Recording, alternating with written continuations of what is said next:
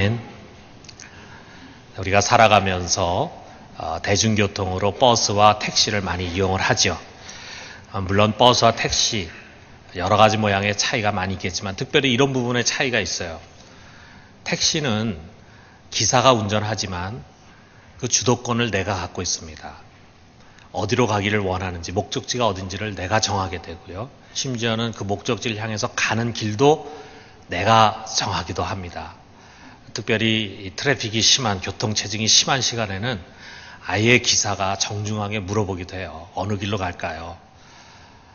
자, 부산역에서 여기 남천동까지 오는데 이 문현동, 대현동 쪽으로 올까요? 아니면은 범천동으로 해서 황령터널로 올까요? 이렇게 물어봐요.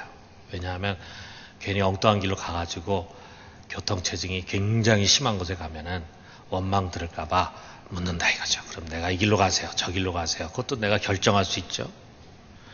그러나 시내버스는 다릅니다. 시내버스는 이미 목적지뿐만 아니라 노선이 다 정해져 있어요. 승객이 돌아가라라고 해서 돌아갈 수 있는 것이 아닙니다. 그러니까 모든 주도권이 시내버스는 운전기사에게 있어요. 여러분, 교회를 한번 생각해 봐요. 교회라고 하는 것은 사람들이 모여서 이끌어가는 사회 집단이 아닙니다. 그리스도께서 승천하시고 난 다음에 그의 성령을 보내셔서 그의 몸을 세우신 거예요. 그래서 이 교회의 머리는, 교회 주인은 사람이 아니라 보이지 않는 그리스도이십니다. 그가 성령으로 우리 가운데 오셔서 이 교회를 움직여 가시는 거예요. 이게 교회의 신비입니다. 주님 머리라고 해서 무슨 신비한 방법으로 그분에게 명령을 받고 지시를 받는 그런 거 아니죠. 무슨 꿈에 주님께서 이 교회 내년에 이런 행사를 해라 이렇게 해서 되는 그런 게 아니죠. 우리 당연히 교인들이 모여서 함께 의논하고 또 생각하고 또 공동체의 성격을 이렇게 만들어가 형성해 가는 거죠. 특별히 교회를 담임하고 있는 담임 목사의 목회 철학이 교회의 성격을 형성해 가는데 중요한 역할을 합니다. 그럼에도 불구하고 이 모든 것을 뛰어넘어서 교회를 이끌어가는 분이 계십니다. 우리는 그분이 운전하고 있는 시내버스와 같은 곳에 같이 올라타서 가는 거예요.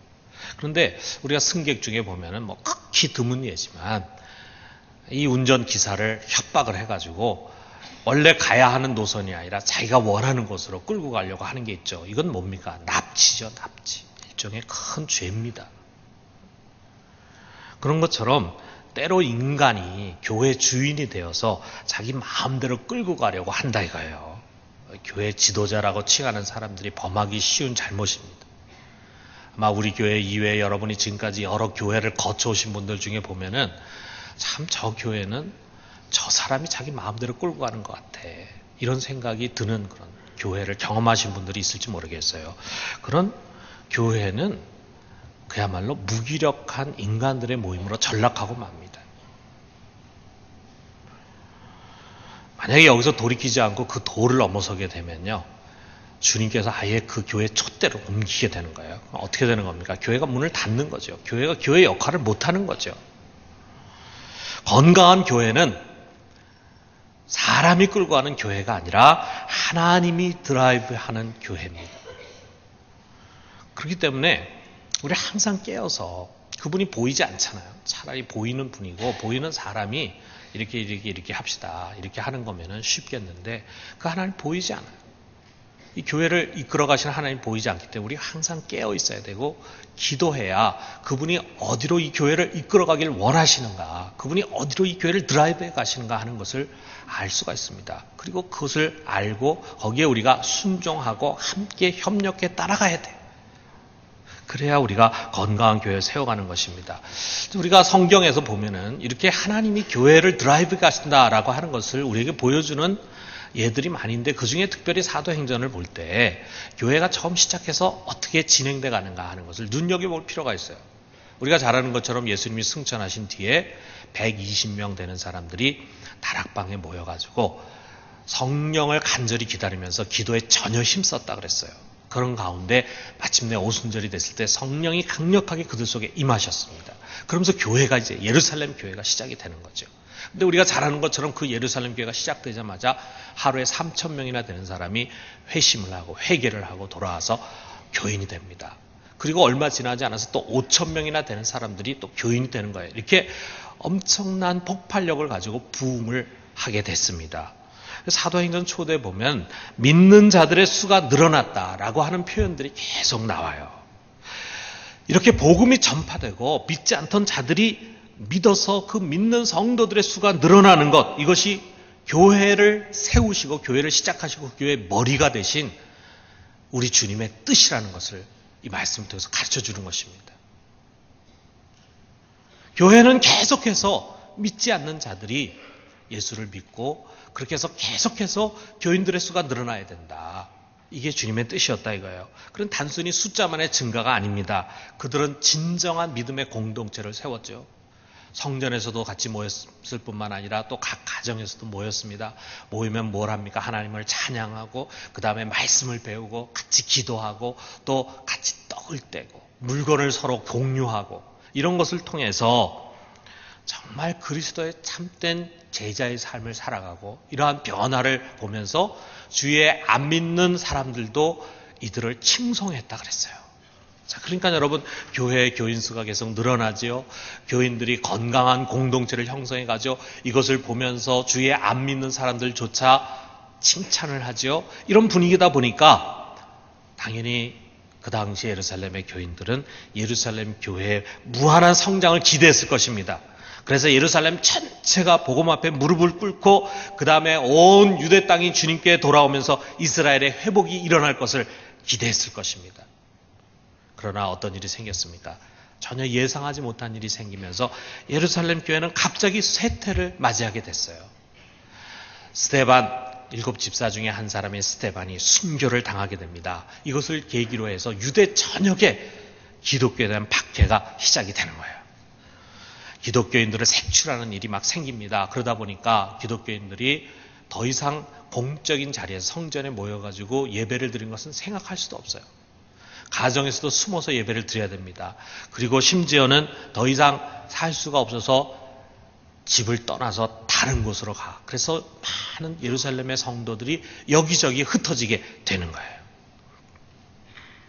우리가 이 모습만 보면은 대적자들이 승리하는 것 같죠. 대적자들이 교회 주인 되신 하나님의 뜻을 꺾는 것처럼 보일지 모릅니다. 그러나 그것이 아니에요. 하나님 오히려 이것을 통해서 그가 계획하고 원하는 뜻대로 교회를 드라이브해 가시는 것입니다.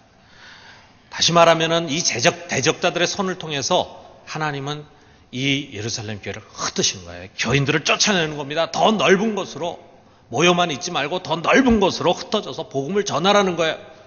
마치 큰 얼음 덩어리가 있는데 그 얼음 덩어리만 있으면 그 주위만 시원하잖아요. 그런데 그 얼음 덩어리를 큰 해머로 깨트립니다.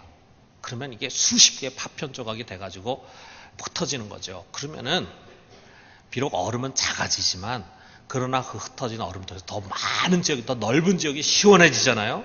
이와 같은 것입니다. 예루살렘 교회는 작아졌어요.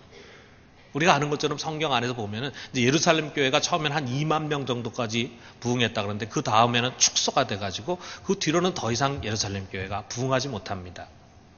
예루살렘 교회는 작아졌지만 하나님의 나라와 하나님의 교회는 더 커지는 거예요. 더 확산되는 거예요. 그 예로 우리가 다음 성경을 보면은 빌립 집사가 사마리아로 내려가서 복음을 전하는데 사마리아 사람들이 예수님을 영접하고 세례를 받아요. 이 소식을 듣고 베드로와 요한이 내려가서 그들에게 안수하니까 성령이 또 임합니다. 또 성령의 지시를 받고 그가 광야로 가더니 에디오피아로 가는 내시를 만나. 그는 에디오피아 여왕 간다게의 국고를 맡은 자라 그랬어요. 지금으로 치면 재무장관이죠. 굉장히 권력이 있는 자죠. 그러한 자가 거기서 빌립의 전도를 받고 예수를 믿고 세례를 받습니다. 그 사람이 아프리카 전도의 시발점이 되는 거예요. 이 모든 것 사람들이 생각한 것입니까?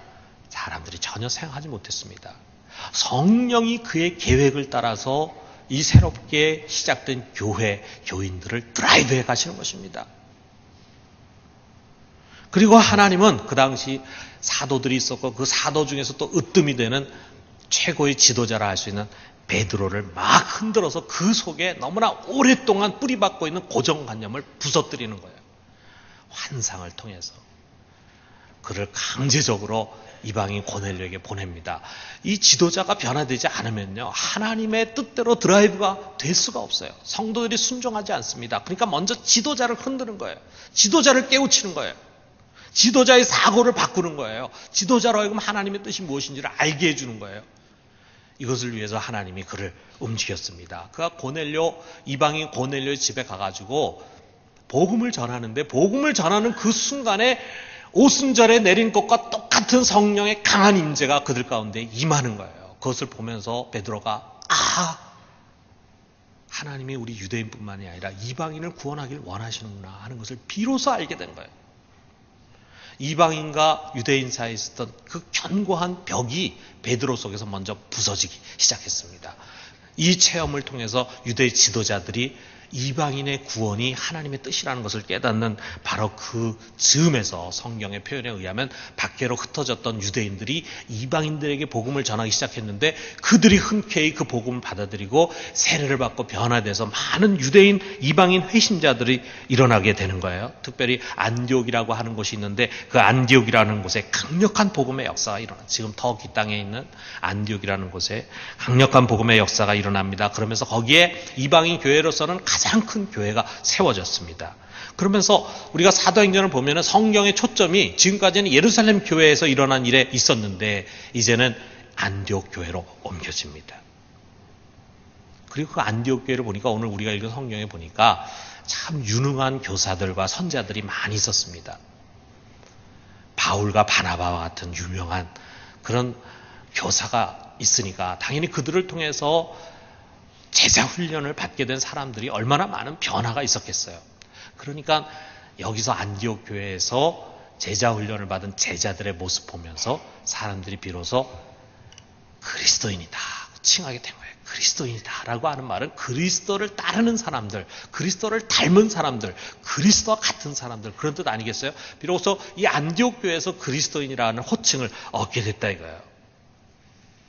자, 이 안디옥 교회가 계속 부흥하고 있는 이런 모습을 보면서도 그 속에 정말 탄탄한 교사들, 능력 있고 유능한 교사들을 통해서 제자들이 막 양산되는 모습 보면서 아마 그곳에 있는 교인들은 이제 이 안디옥 교회가 더 큰 교회로 성장하게 될 것을 기대했을지 모릅니다. 그러나 성령은 또 다른 방향으로 교회를 이끌어 가시는 거예요.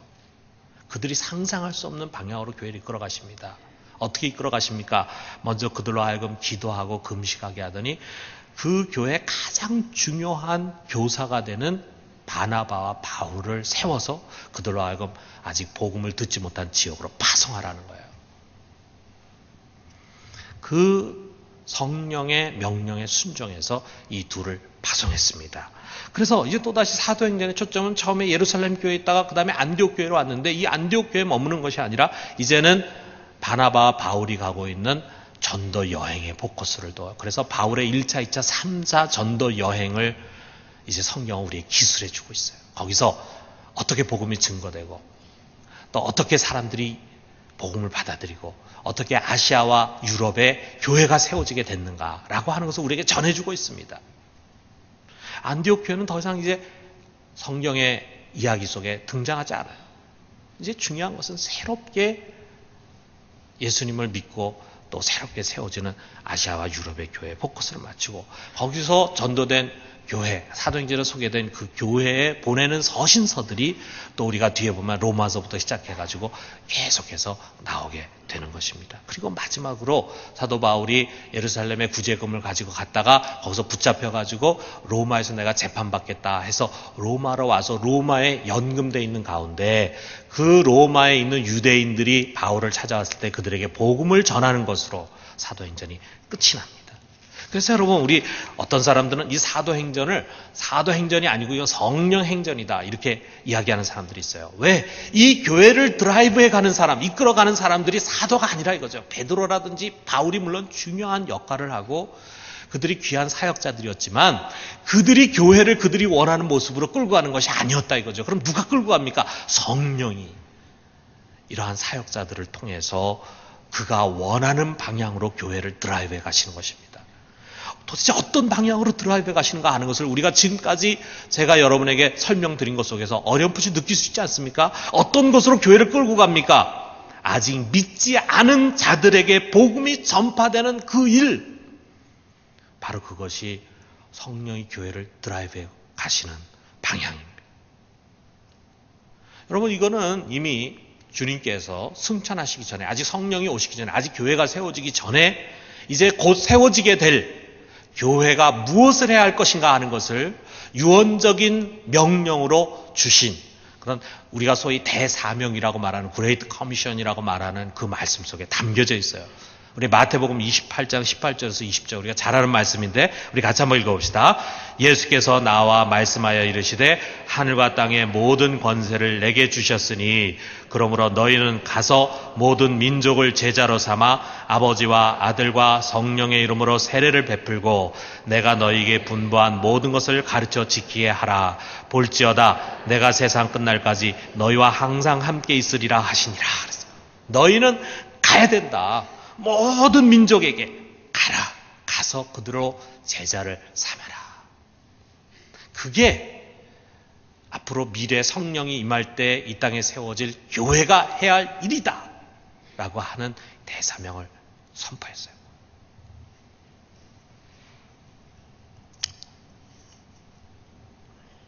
그렇기 때문에 이 사명을 망각하고 이 사명을 이행하지 않는 교회는 그건 참교회가 아니다. 한스 퀸이라고 하는 캐톨릭 신학자지만 캐톨릭에서는 파문당하고 우리 개신교에서 도리어 환영을 받은 그런 독일의 신학자가 있는데 그 신학자가 그랬어요. 참 사도적 교회는 어떤 교회냐? 참 사도적 교회는 사도의 가르침을 본받아서 그 가르침을 이행하는 교회일 뿐만 아니라 사도들이 가졌던 그들의 사명, 그들이 해야 할 사역을 이어가는 교회가 사도적 교회고 그것을 하지 않는 교회는 진정한 교회가 아니다. 이렇게 가르쳤습니다. 이게 바로 교회가 해야 하는 일이라 이거죠. 주님은 초대교회 예루살렘이나 또는 안디옥교회뿐만이 아니라 2000년 기독교 역사에서 모든 교회들에게 또 오늘 여전히 그의 몸된 우리 부산중앙교회를 이 방향으로 드라이브해 가십니다.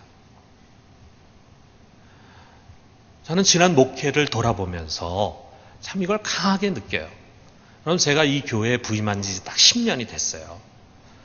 2003년 2월 9일에 제가 이곳에 와서 여기서 여러분께 인사를 했습니다. 그리고 그 다음 주인 2월 16일에 제가 첫 번째 주일 설교를 했습니다. 여러분 기억나세요? 네. 벌써 10년이 지나갔어요. 10년이. 그런데 제가 이 10주년 되는 이 주일을 말이에요. 이 주간을 여러분이 잘 아시는 것처럼 태국에 선교지 탐방하러 가가지고 태국에서 지내게 됐어요.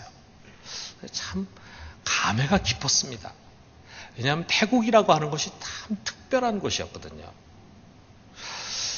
저는 부임할 때 우리 교회 부임할 때 제자훈련 그리고 소그룹 제자훈련을 잘 시켜서 평신도 지도자 세우고 또 소그룹 중심의 교회를 세워야 되겠다 이런 생각을 가지고 왔어요. 그리고 오자마자 우리 장로님들도 시작해가지고 제자훈련 하면서 또 이제 때가 됐을 때 우리가 이제 다락방 목장을 이제 시작하면서 여기에 목회에 최우선점을 뒀어요. 그리고 저는 지금도 변함없이 이것이 우리 교회를 향한 하나님의 뜻이다 이렇게 생각을 합니다. 그런데 주님 말이에요. 저의 부족한 부분을 깨우쳐주면서 이거 못지않게 아주 중요한 것으로 교회를 드라이브해 가시는 거예요.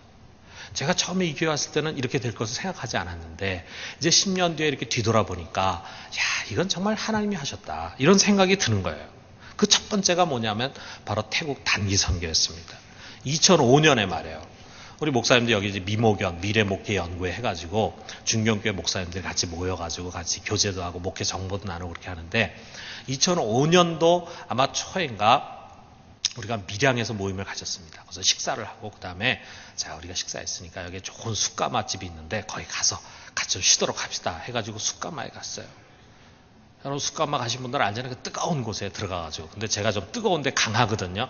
그래서 전 들어가서 오랫동안 앉아 있는데 거기에 뭐 목사님들이 모여가지고 서로 이제 목회 얘기하는 거죠. 그런데 그 우리를 초청한 그 밀양 교회를 담임하는 목사님 이부영 목사님이란 분인데 이분이 그 목사님들 앞에 막 열변을 토하는 것 같아요. 이분이 목소리가 큽니다. 막 이야기를 하는데 거기 한 10명 정도 되는 목사님들이 이제 그 얘기를 듣고 있었는데 그분의 이야기를 가장 진지하게 마음에 담은 사람은 저밖에 없었습니다.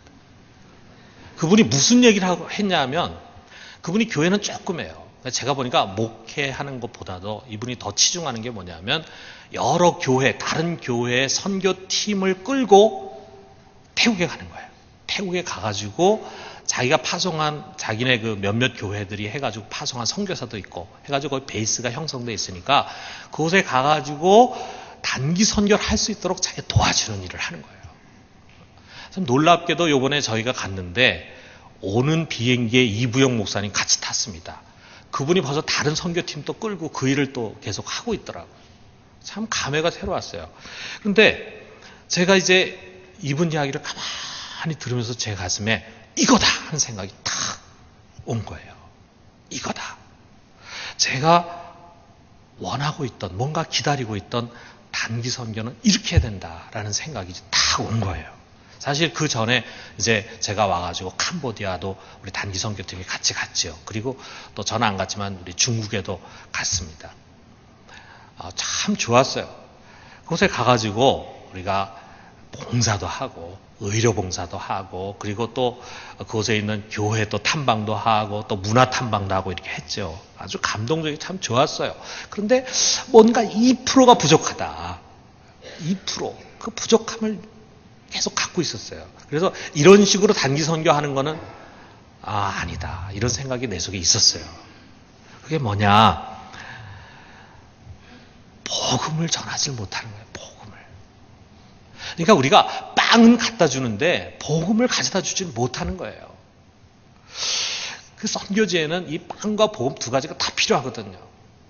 빵만으로는 부족합니다. 우리가 그곳에 좋은 먹을 것, 좋은 학용품 가져다 주고 그들 앞에 우리가 여러 가지 좀 재밌는 것들도 해주고 또 춤도 추고 연극도 하고 다 필요하죠. 중요하죠. 그렇지만 그것과 아울러서 병행해서 복음이 증거돼야 돼. 복음이. 정말 그들에게 필요한 게 뭐냐? 예수 그리스도를 통한 영생입니다. 그렇기 때문에 우리 복음주의자들이 모여서 로잔이라고 하는 곳에서 모여서 로잔 협약을 했는데 거기 핵심 내용이 뭐냐면 선교지에서는 빵과 복음 어느 하나가 아니라 이 두 가지가 다 병행해서 전파돼야 된다. 이렇게 선포를 했습니다. 그런데 이부영 목사님이 우리에게 제시하는 이 태국 단기 선교가 바로 그 매뉴얼을 갖고 있는 거예요. 그래서 우리가 짧지만 언어 훈련을 아주 컴팩트하게 했죠. 그것을 위해서 또 태국어를 잘하는 분을 보내주셨어요. 그래서 우리가 그 자매가 기억나요. 그 자매가 우리 데리고 열심히 태국어를 훈련했습니다. 노래도 하고 뭐 막 했습니다. 그리고 현지에 가가지고는 우리가 갖고 있는 모든 재원과 은사를 다 쏟아부어가지고 그들을 섬겼죠. 봉사했죠. 감동되게 했죠. 뿐만 아니라 우리가 부지런히 복음 전했어요. 두씩 짝을 이뤄가지고 집집마다 가가지고 우리의 그 짧은 태국어를 가지고 예수 믿으라고 그러고 사형리 가지고 그들 따라 직접 읽으라고 하고 뭐하고 해가지고 열심히 전도했습니다. 그런데 전도를 하고 그들에게서 크고 작은 반응이 올 때마다 얼마나 기쁜지 몰라요. 우리 한국에서 복음을 전하고 여기서 예수를 믿겠다고 한 것보다 2배, 3배 워낙 복음이 들어가기 어려운 지역이니까 너무 기뻤다 이거예요. 첫 번째는 목사님이 이렇게 도와줬지만 두 번째 갈 때는 이제는 우리끼리 그것을 계획하고 우리끼리 모든 것을 계획하고 그렇게 해가지고 갔는데 두 번째 우리가 태국 갈 때 여러분 기억하시겠지만 30명이 넘어 한 36명 정도 갔나요? 엄청난 단기 선교팀이 갔습니다. 사역 그 당시에 사역 훈련 받았던 그 팀은 12명이 다 갔어요. 가지고 우리가 사역을 했어요. 그래서 이 2번에 걸쳐서 이루어진 태국 단기 선교는 한마디로 감동에서 감동. 그리고 이것이 우리 교회 해외 선교의 큰 모티브가 됐습니다. 이후에 우리가 필리핀에도 갔죠. 베트남에도 갔죠. 캄보디아에도 갔죠. 여러 차례 갔죠.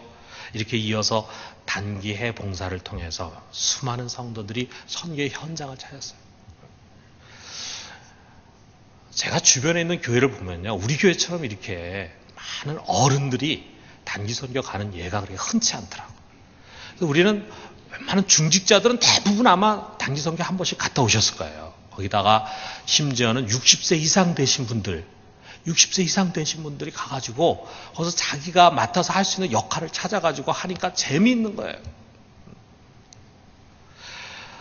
그래서 우리 청년들뿐만이 아니라 물론 청년들은 더 열심히 단기 선교에 참여하고 또 자기들끼리 단기 선교 가고 심지어는 우리 교회와는 상관없는 이런저런 팀들에 섞여가지고 단기 선교를 지금도 꾸준히 가고 있습니다. 그래서 계속 해가지고 우리가 단기 선교를 갔다 오다 보니까 지금 우리 교회 안에 단기 선교 한 번이라도 갔다 온 사람 지금 여기 손들라 그러면 많이 손들 겁니다.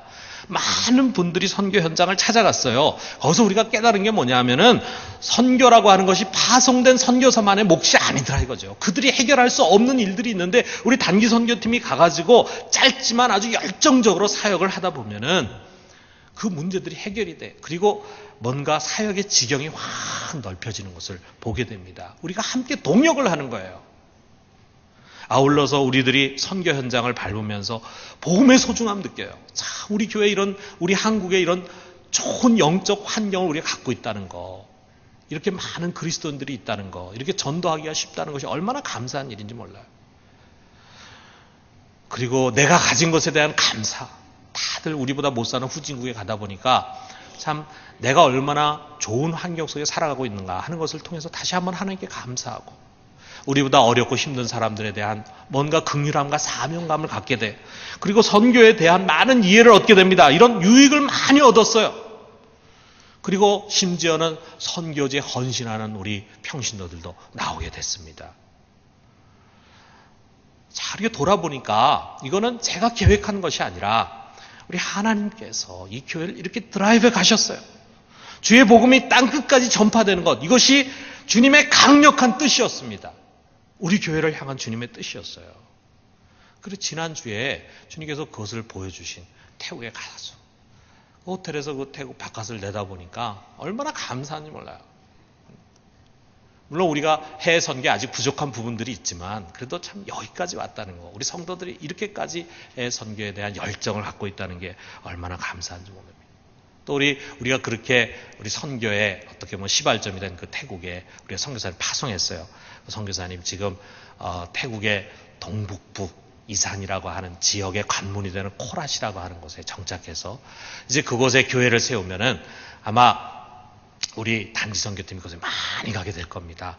그것이 우리 교인들의 중요한 선교의 훈련 현장이 될 것이라고 생각을 합니다. 하나님의 뜻이었어요. 또 하나가 있었는데 그게 뭐냐면 2006년 초에 시작이 됐어요. 이것도 전혀 제가 생각한 것이 아니었습니다. 하단이라고 하는 거, 하단 여러분 아시잖아요. 하단에서 우연하게 호산나교의 최용준 목사님을 만나게 됐어요. 약속하고 만난 게 아니에요. 우연히 만났습니다. 그래서 만났는데 그 최용준 목사님이 대뜸 알파 이야기를 하는 거예요. 최 목사, 알파 알아? 그 우리 교회에서 얼마 전에 시작했는데 전도 프로그램으로 너무 좋아. 부산중앙교회 꼭 그거 해봐. 그러시는 거예요.